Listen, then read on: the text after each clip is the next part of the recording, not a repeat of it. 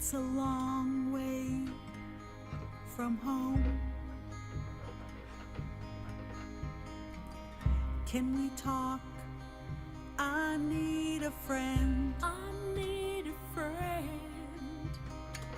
Same thoughts come.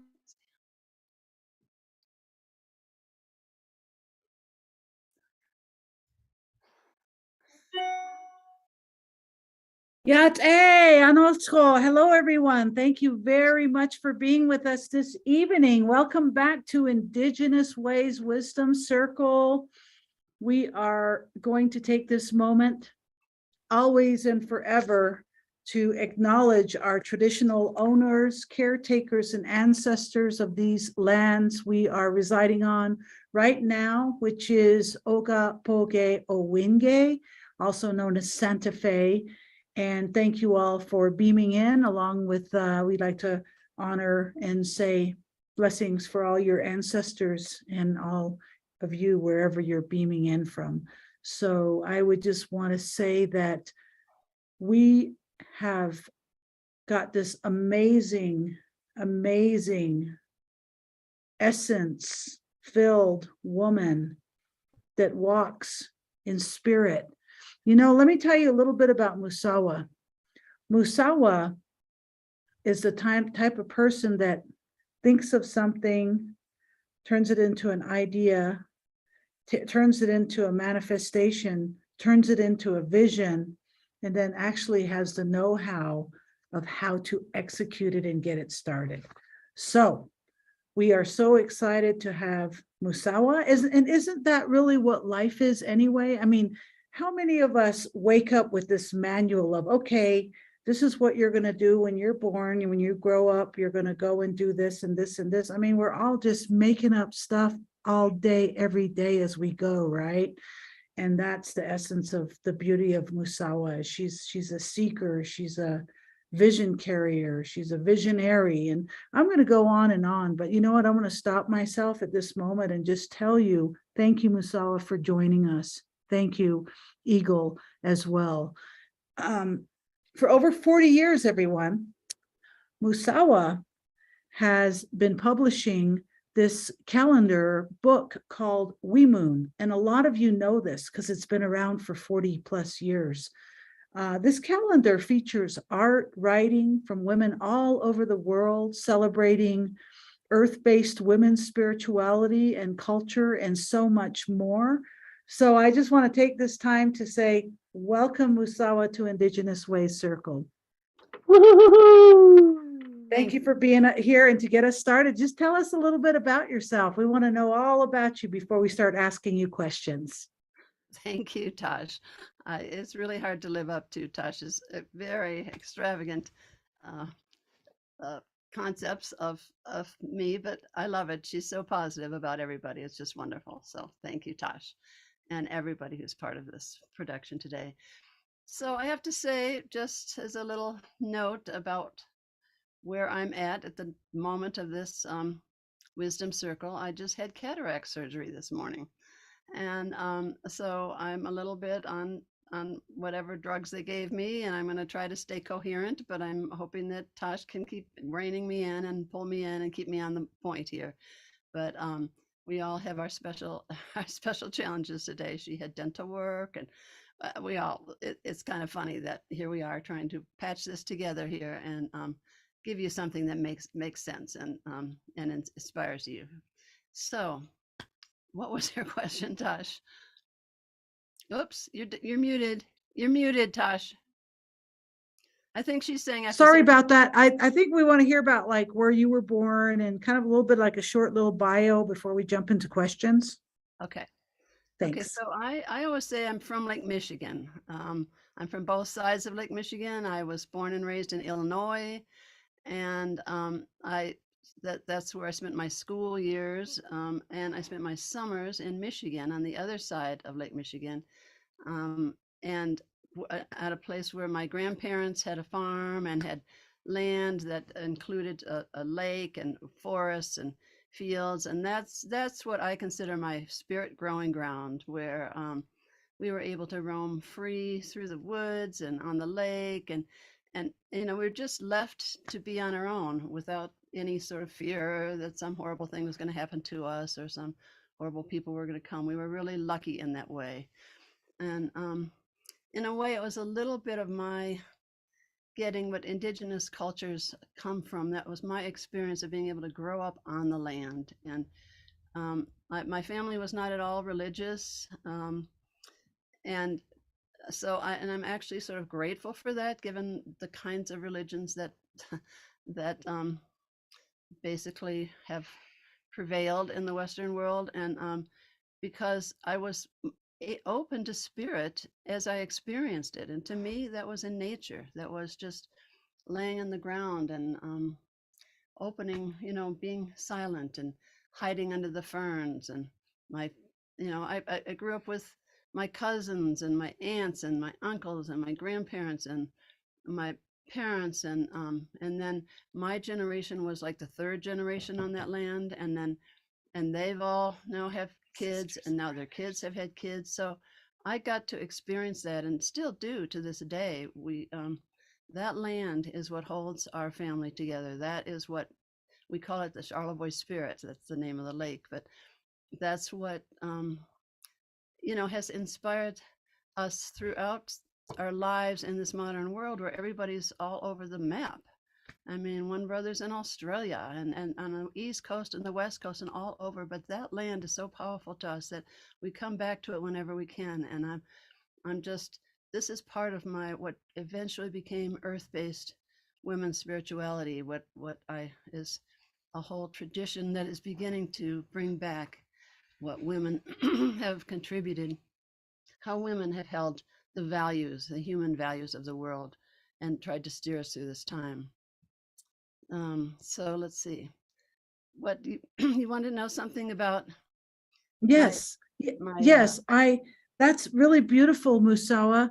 So as you're talking about your history, her story, and your family and your inspiration to really look at land as something that gives life, that provides, that sustains, that all our resources are right there in the soil, on the land, everything grows. How did you decide to seek women's land and get women's land started? And then I want to talk about the sustainable aspect of it and where we stand right now with that, because this is very interesting to me, and I think everybody else as well. Well, I don't know. How women's land came about is really, actually, Weemoon Land was founded in 1973, and it's one of the first intentional women's lands. I started that land with my sister. When we were young, we had this vow: if we ever came into money, we were going to find a way to get land together. And then years later, because I feel like I was fortunate to have been raised in a matriarchal family, essentially. Basically, my father died young. He was an artist and he was a good person, but he was also alcoholic, and that was a big challenge in our young family. I'm the middle of 5 children, and all of a sudden, my mother, at age 38, had 5 children that she had to not only raise but provide, sustenance, income to support us. And so she went to work part-time in what at that point had been my father's telephone answering service. And so, but anyway, we all had to cooperate and help. That was very clear. I was raised in a collective, basically. And my mother was very strong and was able to kind of pull it off, and even actually get us all into college. And but she kind of was the standard bearer, the value holder of our family. And so she was an inspiration all along, and a role model for someone who was powerful and loving and really held the human values. And she, there was a certain amount of her family came from money way back. Actually, it was funny. I came across a book once, and my brother's room, and it ended up with my mother and her three brothers, and it started with the Mayflower. So that somehow my it was actually a single woman, my ancestor, who came over on the Mayflower, and she um, Wordsworth, the famous poet, wrote a poem about her and mentioned that she basically, because she was a single woman, when the captain of the ship's wife died, he picked her. He wanted to marry her, and meanwhile, she was in love with the first mate, and so. But the captain ordered the first mate to go and ask her, her name was Priscilla, for her hand in marriage. And so he did. And my ancestress was, she was like, speak for yourself, John Henry. She was furious that he, who she was in love with, and he was in love with her, was asking her to marry the captain. And she refused. And somehow, so I think she was one of the first feminists of the Anglo culture in America.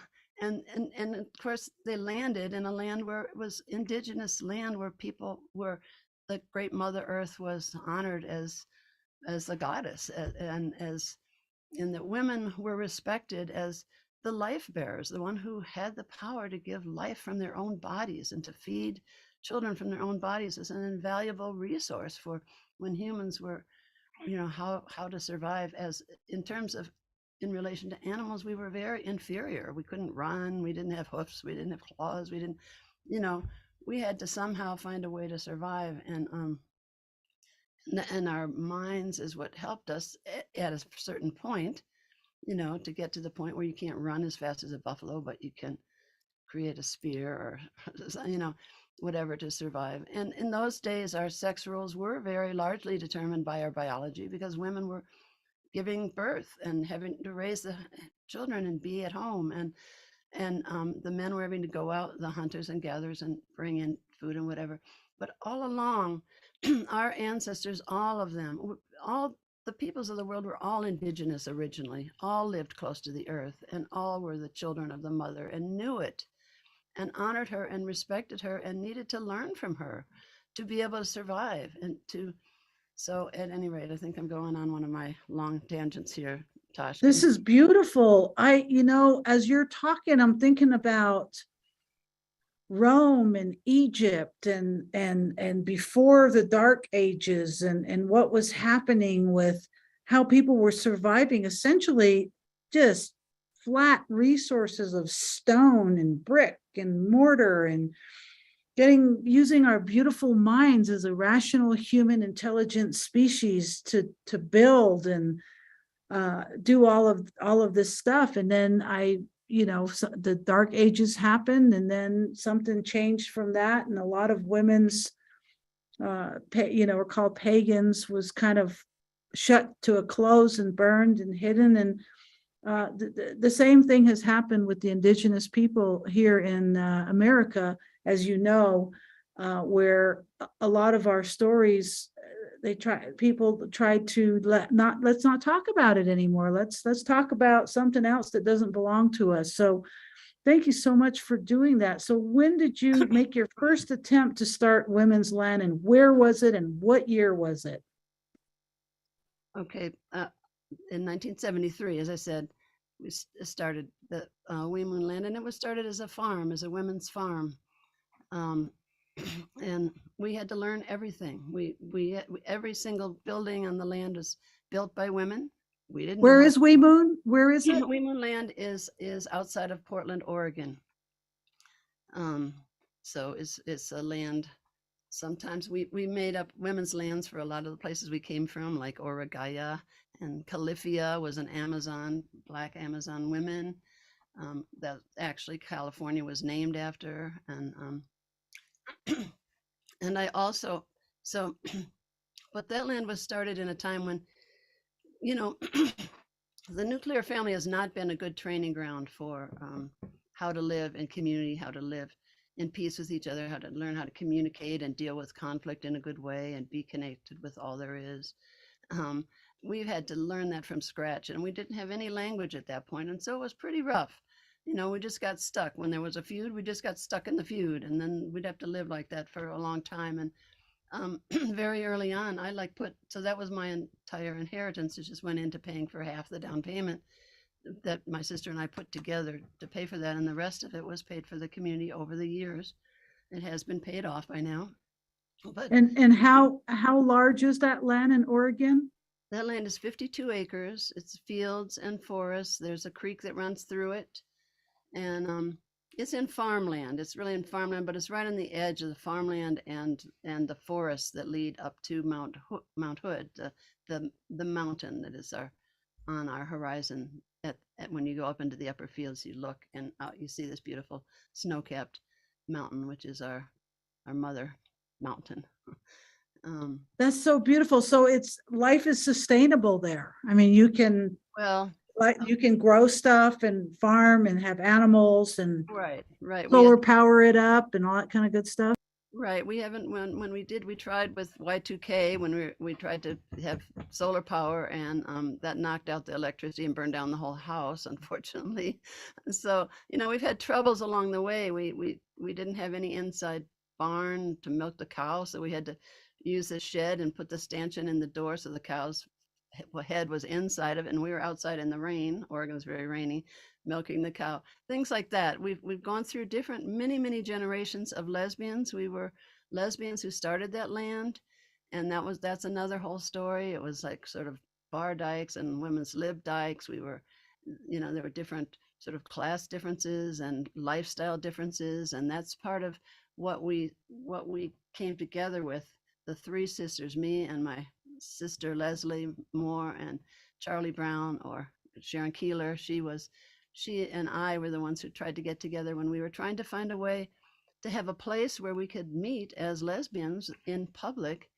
At that point, it was the gay bars, and actually it was the drag queen bar in Portland that we all gathered, and we were LGBTQ.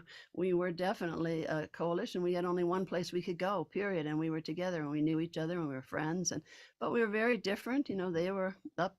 Anyway, we don't have to go into all that, but the women were back playing pool, and the men were up dressed up and fancy and having fun playing as women. And in those days, they called themselves women impersonators, but they were proud of it. They were drag queens but at the same time, it's very hard then, as it is now, to be completely going against the society's ways of how you have to be. But nonetheless, we came together on the land, but then there are all sorts of differences, like, was it okay to be naked on the land and in front of the kids, and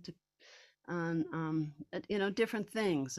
We would, like, some women would want to sing around the fire, and the Bardaks would come out with 6-packs and drink, and it was all kind of mixed together, and we really struggled, tried to find a way, but we valued the land, and the land, that's what Charlie Brown brought to it. Is she was raised as a lesbian in Utah, rural Utah, where there was 100 miles between every lesbian in the state. It was there wasn't much community, but women, neighbors helped each other, and that was the idea. That's how we could get through our differences, is that because we all loved the land, and we would help each other, and we would live as neighbors on the same land. So that was kind of the original place where we started from, but we were still at a very elementary level, and it was really difficult. And I ended up leaving the land early on.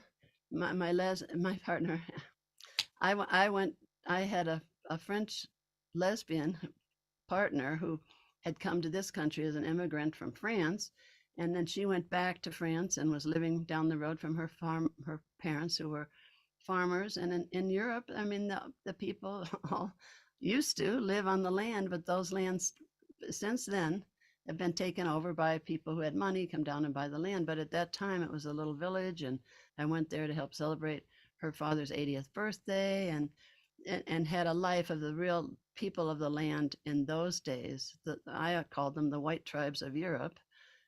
They had their own languages. They all had different languages. Even in one country, they spoke different languages.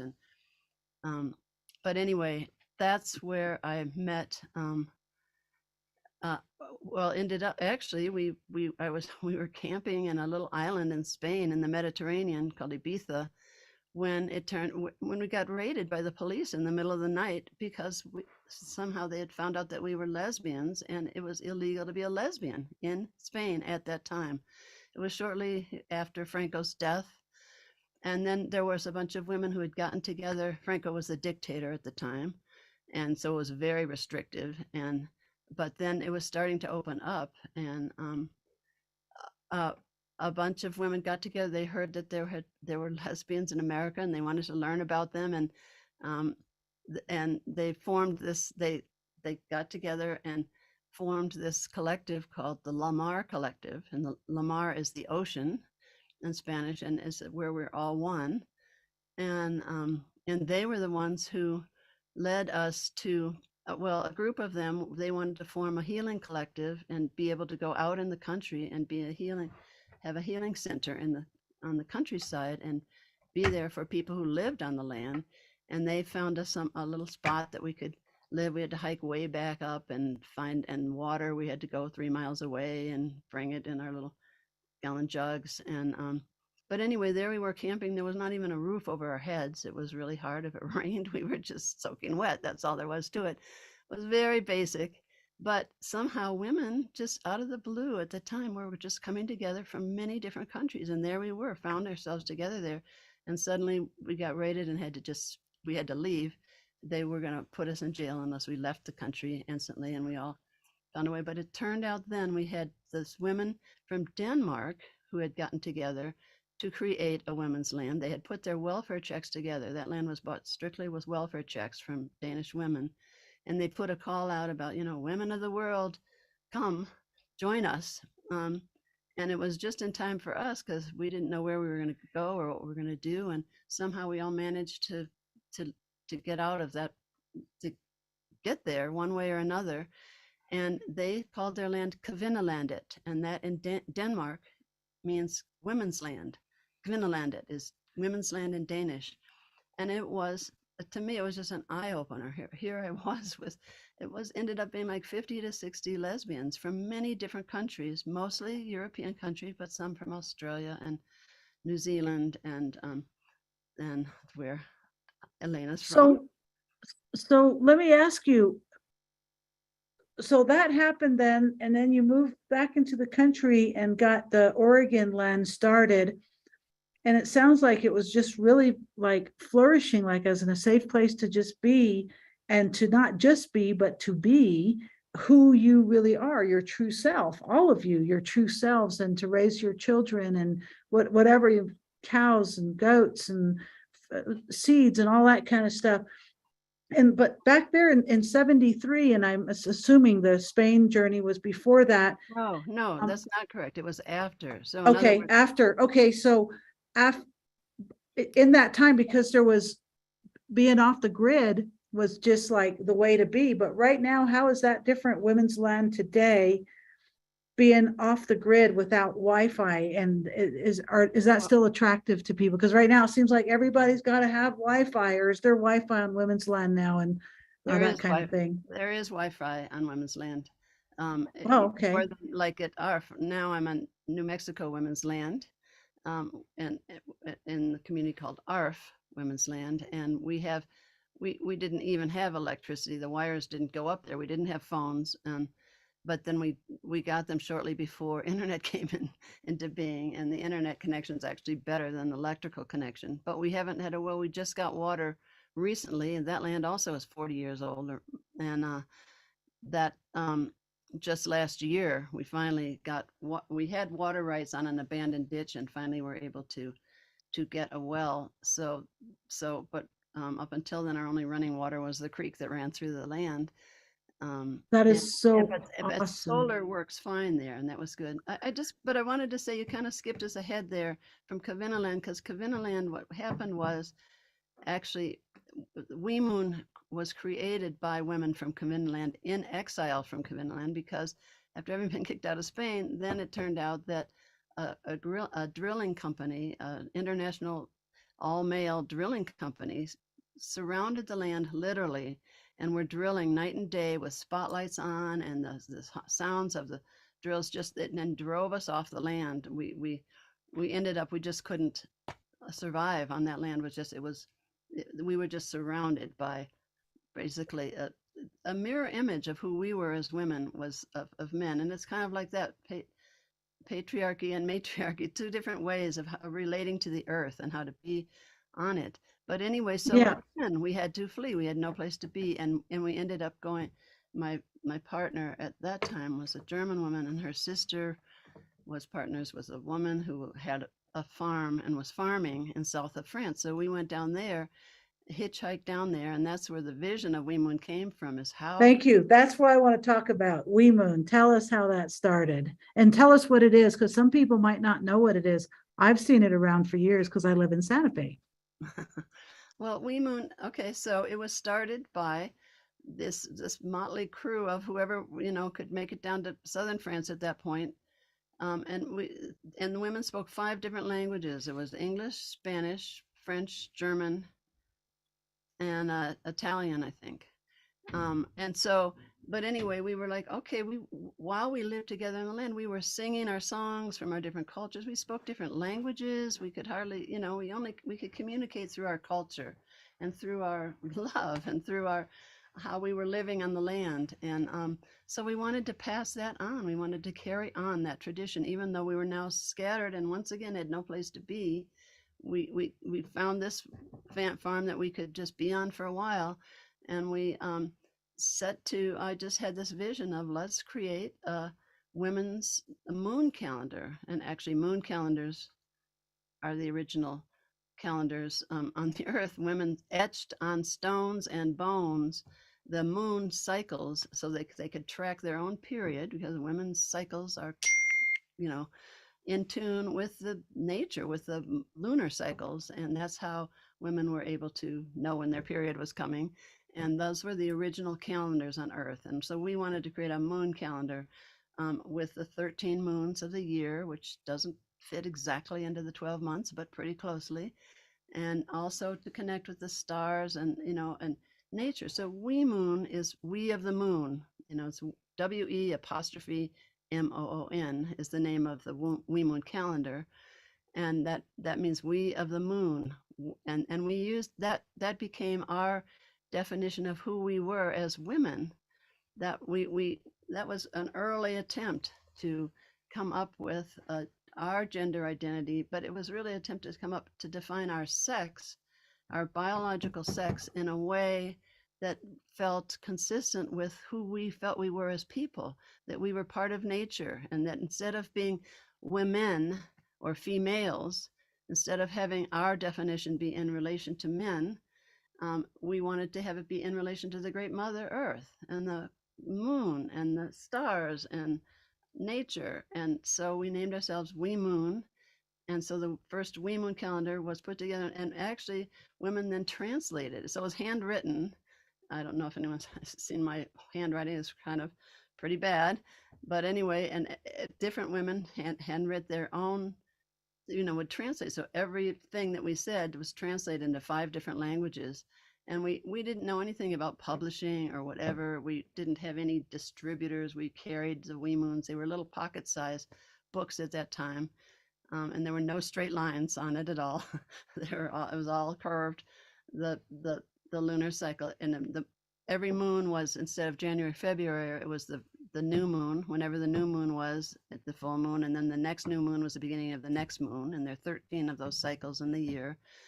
And we just told our stories, and at that point there was only there was one piece of art behind the door in this house of this the farmhouse where we lived, that came from the women in Italy who had started a village. They had the government was giving away villages because they were empty and no one was living there. And so that was a place that women in Italy could get together. And this was something that was happening all over the world. We didn't know that. We weren't communicating with each other, but it was in the air. It was part of a big shift that was starting to happen. And for women who, for us as lesbians who loved the earth and, as a women loving, nature loving community. We found little places here and there and the other place all over the world, sort of. I mean, there were not a whole lot of them, but we found places where we could start a life and share what we knew and what we were learning and grow our own food and gather our herbs and teach ourselves values that were different and heal from the trauma of patriarchy that most of us have experienced in one form or another. It was a total another way of life that was against how we wanted to live. And we were Wow. just doing it from scratch. You know, we were making it up, just like we That's, made up that name. oh And then my and then gosh. 5 years later, so 5 years, the first 5 years of Women were created in a different country every single year. And then we ended up coming back to the States and going back to that land that I had started in 73.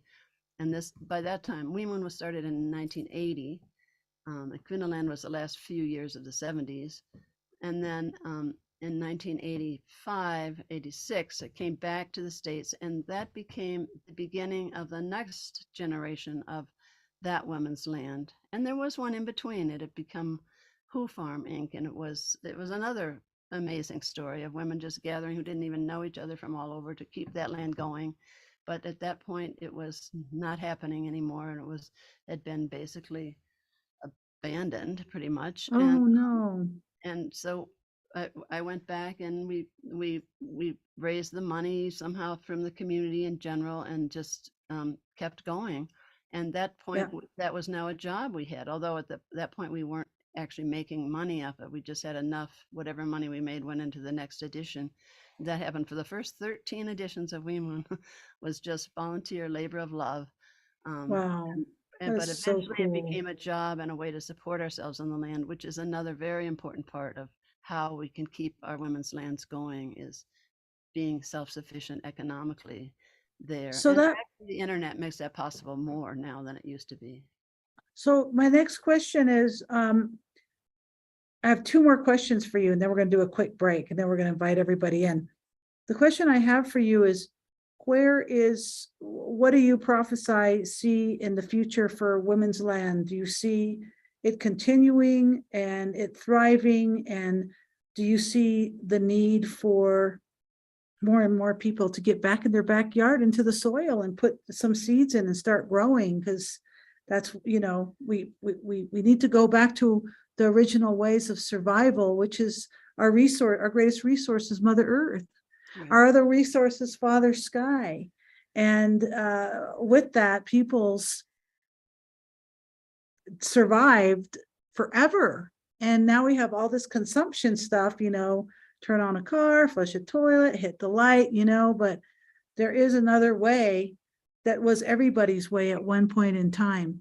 Because I would like to see that survive and sustain. Is that a possibility? Do you see Weemoon continuing on like into the future?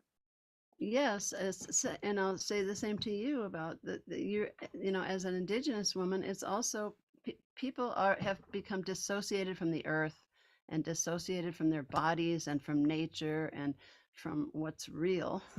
Thank you. And sort of honor Thank you. that instead and get off. And that's where I started the story about our minds. Our minds can also take us off in a million different directions, like now with social media and all the disinformation Oh, and oof. how we get used to kind of divide against each other instead of come together. But so yes, I think women's lands are in a way an endangered species right now, the same way indigenous lands are, the Black Mountain. And it's like the elders of women's lands are also, I'm 78, we want to pass the land on to the next generation. And somehow the women who would have come after us, who, were so excited to become empowered as women and learn, have a place to be and to create a life we wanted to live, came together and were willing.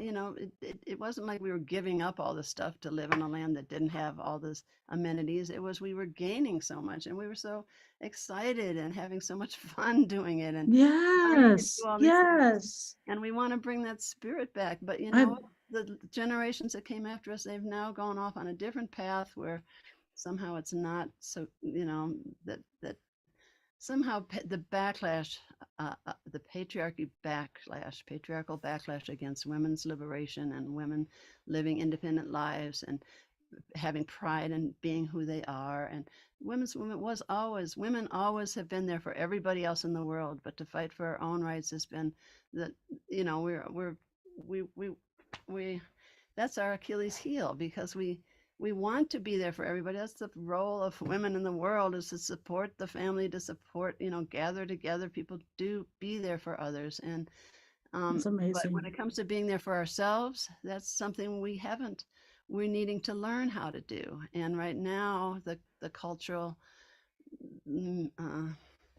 story is that actually you know, right now 4 times as many women are wanting to be men than men who are wanting to be women in the trans thing. You, How did that turned around completely from how it was before? 4 times as many women wanted to, you know, men.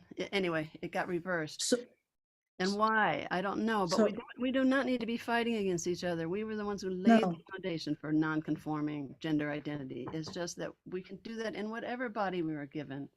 And So so we somehow have to break through that thing that means that we're bad if we want to live together with women, as women, on the land, with nature.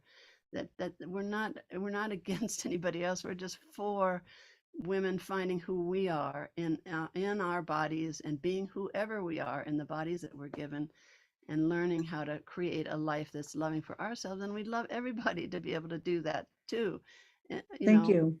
So Thank you. That's great, Musawa. That's you. I've got so much to say. What I can say right now is that I'm very grateful to be Dene. I'm grateful to be Navajo, because my culture is matrilineal and continues to be. So I don't think that's going to change anytime soon. We got some very strong women that I come from ancestors on Black Mountain, and there's still women and men on the mountain that are still living in the old way and know how to survive off the land without the amenities, without running water. And it's rough, but it's beautiful. It's sacred. Everything is so much more sacred and beautiful and special. Thank you for all that you're doing and who you are, Musawa. The last question I ask all of our guests is, what is your definition of thriving in purpose? you're asking me that. Yeah, Asking yeah. all of us that. Yes. Well, you know, when I graduated from college, and it so happened that I actually went to Harvard as a woman at Harvard before women were acknowledged there, and I happened to graduate in the first class where they gave us a Harvard diploma in 1966. Up until then, they just sort of pretended women weren't there, and women who had the same classes as the men did not get a Harvard diploma. They got a Radcliffe diploma that no one had ever heard of. But anyway, why am I bringing this up? Oh, because when I got out of college, I was like, okay, now what do I do? And I thought that the question that arose in my mind was, what is most needed on the earth today? What is most needed in the world today? And the answer that just came to me, I mean, this was just like my guides or something, my conversation in my head, but it just came to me, was people, we need to learn how to live in peace on this earth. That's what is most needed in the world today. And that's what led me, and one thing after another, it was basically, I felt I could find that most with women on the land. And so that sort of has become my passion in my life, is and that's where I want to live, and where I am living now. Beautiful.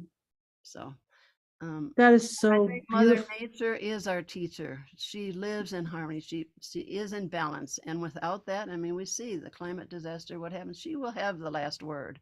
So whether we Yeah, get her message or not, that is what we need to learn. And for me, living close to her and learning from her how to live in peace on this earth with all our relations, that absolutely. she's Animals, four-leggeds, they're teachers, winged ones.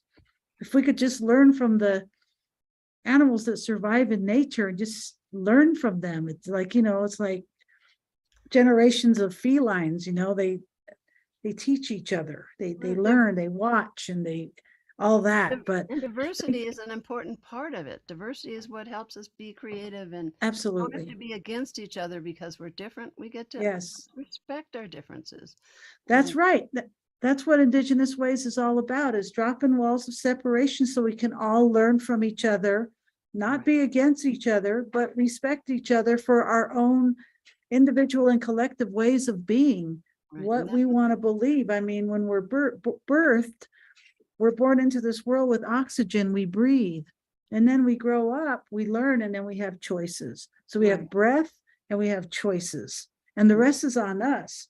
Everything outside of that, we're powerless. I love it. Thank you. That's the Thank basis you of so much. matricultural values. Thank you. Well, you know what, Musawa, I think I'm going to pass it over to Elena real quickly, and then we're going to all come back and have some more fun. Thank you. Much love. Awesome. Thanks so much, Musawa, and being here, sharing background about how We Moon came through. Really appreciate that.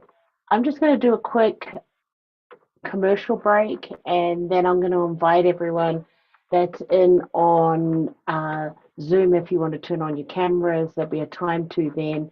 And anyone in our social media, if you have any comments that you wish to share, questions that you might have for Musawa.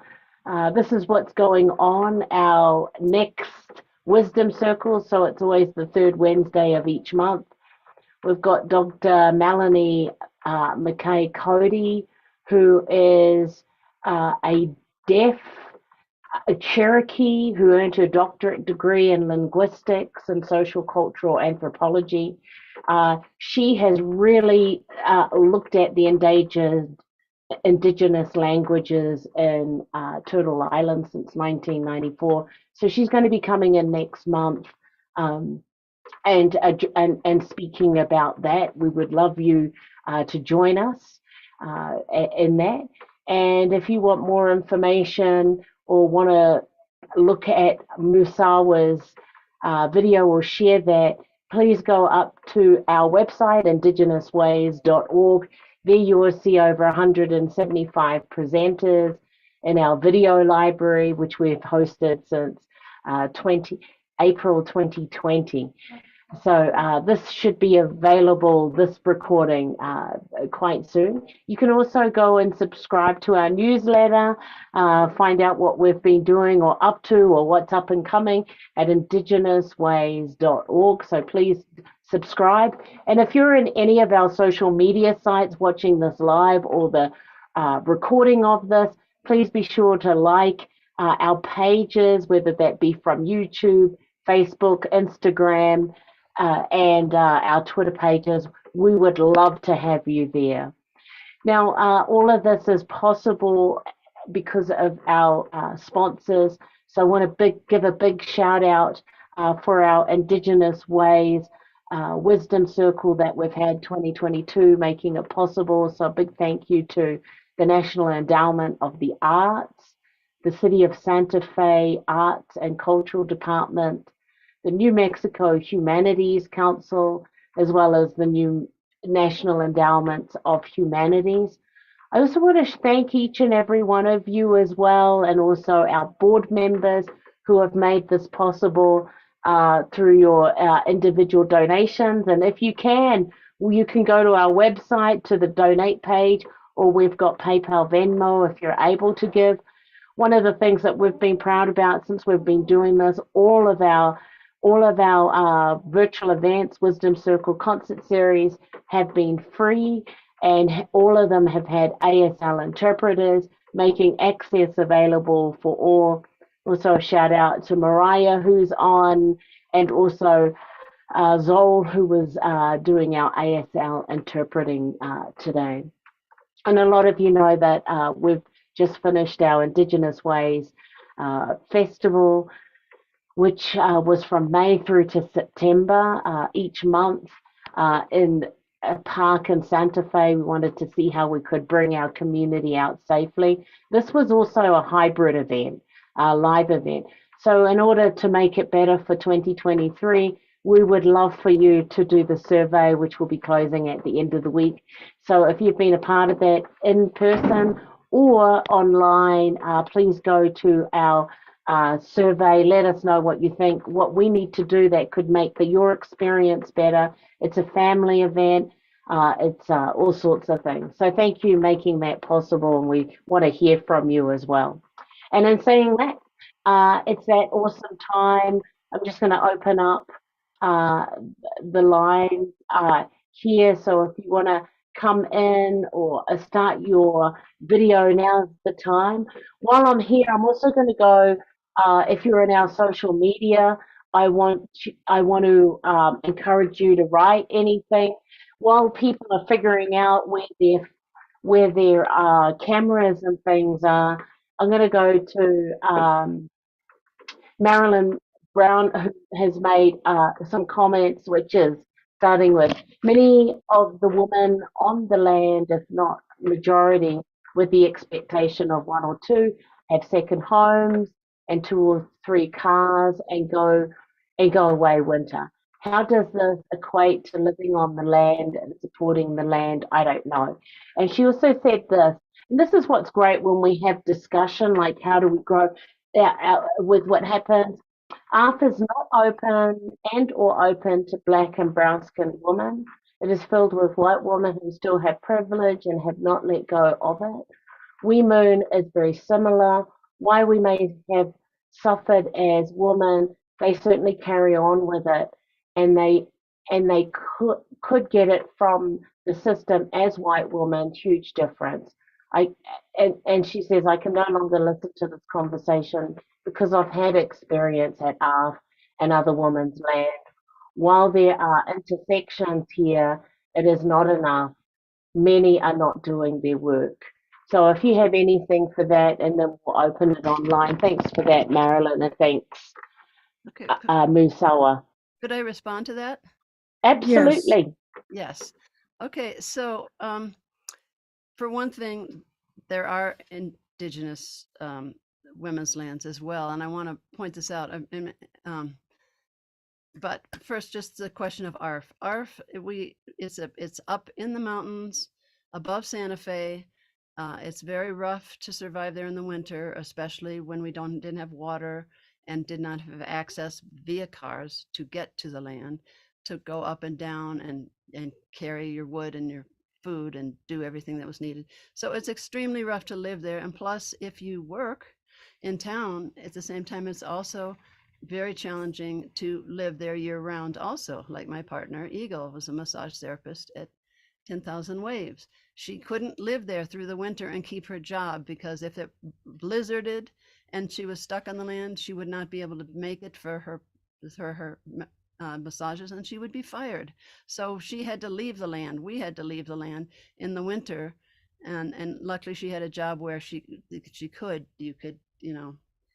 she could have a varied schedule, and that was very challenging. Now it's more possible because of internet that people can keep jobs and be on the land even when it isn't always accessible, and they might be stuck on the land for a week or so where they couldn't get to their workplace.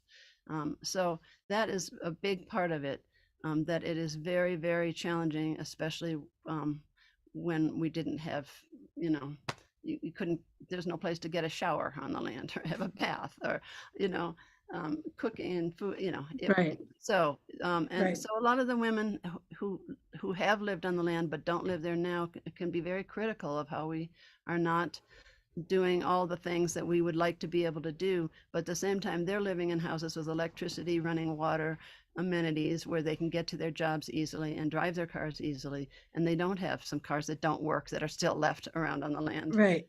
That's part of it. But I want to bring up one more point, that there are there's a land in Oregon called Native Woman Share. It used to be called Woman Share. It has a whole history, and the women have passed it on to two young Native women, Lycan and Fox, and I encourage you, they are experiencing the same thing we all are experiencing about who really wants to live in the land. Where are the women who really want to live on the land and live in these conditions and build their own houses and learn to fix their cars and do the work that's involved and learn about permaculture and organic gardening? We're looking for those women, and if you are or know some women who want to do that, put them in touch with us. Also, wemoonland at gmail.com. Maybe these are things someone could put on the chat. I can't even see the chat right now with my eyes not working very well, but so there's Native Woman Share, .org. I'm not sure what their website is, but .com. So, and then wemoonland@gmail.com. And then also, I know some of the women's lands like West Wind on here in New Mexico, when women stopped, that community started to not be sustainable. They gave that land to the women's sweat lodge in Albuquerque. Some Native women in Albuquerque who have had sweat lodges every year, I think. Sundance. I'm sorry, the women's Sundance. I don't think that's been happening the last couple of years during the COVID years, but so that's another possibility for Native women's lands. But all of our lands, we're kind of in that same situation about people being dissociated from their own bodies, from the earth, from natural life, and don't think that that's where they want to be, that the glitter of the techno world is distracting people and also putting us on another track. And there is a way to live on the land and also be plugged in. And that is making it, I think that's giving us hope. There's good and bad parts of technology. It's Of course. And use that. It's our choice which way we go. Of course. Thank you very much. Yes. Awesome. Awesome. Very much. Awesome. Musawa. I want to go through some quick hellos. We got a lot of people that probably want to say hi to you. Let's start with our beautiful elder, Penny Williams, out of Martha's Vineyard, Wampanoag. I had to unmute myself. This is so enlightening, and I'm so glad to see everybody. And thank you so much for your story. Thank you. Very inspiring. Awesome. Beautiful. As an artist, Penny, I encourage you, when you were doing the Wisdom Circle, to send your artwork in, but I also want to invite women that WeMoon continues to be a collectively run business, a publication that invites art and writing from women all over the world about these very issues that we're talking about, in terms of your own lives and where you're at. And also, when you send artwork in, you can also send what it means to you and what you're trying to convey, because it's art and writing, or either or as well. So I hope we see some of your work in WeMoon, Penny. Definitely. I'll send something soon. Thank you. Thank you for that, Ms. Sower, and thank you, Penny Gamble Williams. It's great to see you. And last month, Elder Penny was our speaker in the Wisdom Circle, so make sure you check that out as well. Thanks, Tosh. All right, and let's move on to Columbus, Ohio, our sister Christina. I'm going right down the list, and I hope we can get through everybody. And yeah, hey, how's it going, Christina? I want to say hi to Musawa. Hello from Ohio. I'm really thrilled to hear you speak. I've read WeMoon for many, many years, and it's really wonderful to see your face and get to say thank you in person, over the internet, but in person. Thank you very much. There's not really a way to quickly put into words how powerful and important and supportive your work has been in my life, and the life of many of the other lesbians that I know. There's a lot of gratitude for you. I just want you to know that. A lot of gratitude to you for your appreciation and participation. Thank you. In creating culture. Thank you. All right, let's move on to Michelle. Hey, Michelle, how's it going? Thanks for being here. Hello. Hello from Baltimore. I know it says St. Clair Shores, Michigan, but I'm in Baltimore at my girlfriend's house right now. And I asked her what the most important thing that you said was about. And she said that when you talked about the international interaction with the lesbians, she thought that was really interesting. And thank you for your work over the years. But I want to ask you if the trans activism has affected your business at all? It I there's women. It seems that Weemoon has managed to survive and actually thrive through these days because, and the trans activists, I think there are a lot of women and men who have been positively influenced by an expansive version of women's culture and have benefited from it. But so yes, it is it's effect. I, I don't know. Weemoon is thriving, all the more so through COVID time and all. So I think it's filling a void actually, that a lot of what we created of women's bookstores and women's clinics and women's empowerment that is missing, and that a lot of women in these generations are actually are kind of starving for it too. I mean, there are a lot of women who come to the land and are just so like, oh wow, I didn't realize all this armor I was carrying, that I can walk free and feel safe here, and what a relief it is to be able to be out as a lesbian in a lot of ways, that a lot of women now are more closeted in their own lesbian community than we were in the straight world, where I was fired. I was a women's studies teacher. I would have been fired if I came out as a lesbian, but I just started Weemoon Land, and so I ended up leaving being a teacher and just opted for the school without walls, like the school of life. Let's see what we're learning and teaching each other, and that's all we can do. Awesome. Thank you so much. Beautiful, beautiful, beautiful, Michelle. I think we might have more time for one quick hello from Donna, and then we're going to have to kind of wrap it down and just tell you how we love you, and we'll see you next month. Hey, good to see you, Donna. Thank you for being here. So Musawa, I buy Weemoon for Christine every year. It's one of her seasonal gifts. I'm in big trouble if I don't get it. Yes. So thank you for continuing to publish it, because it's a beautiful, beautiful magazine, calendar with just so much information and such beautiful artwork. I just want to say real quickly, Christine organized a little visit for 5 or 6 of us to go to the Wexner Center, which is a big art museum at Ohio State, where Sharing Circles, the Woman Share art project, is being displayed right now.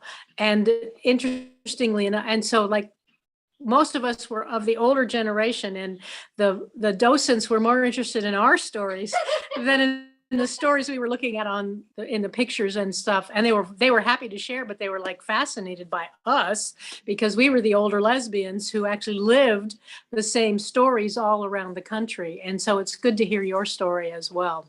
Yes. Beautiful, beautiful. Really true. Yes. That's so beautiful. I was on that Zoom. I was impressed with archiving some of these stories and some of the photographs and of the early women's lands. That's what's still, that's a way that women are getting access to this lifestyle that's been kind of pushed aside and put down, and somehow it's coming to life in that, because there's a real need to see that. Yes. I want to also point out that I've just created a Weemoon Tarot deck, which I hope you might look into. It's a deck of 78 art cards from art in Weemoon, 20 years before the 21st century and 20 years after. So it's this sort of big turning point that we're at, is a multicultural vision of women put in the form of a tarot deck. It's kind of like soul cards. They're it's like a deck council of women to consult with about what's happening in your life, and you just get to see these different pictures as a comment on what's happening in your own life. They're wonderful. I have them, and your calendar. Great. It's beautiful. Oh yeah, the wall. Beautiful.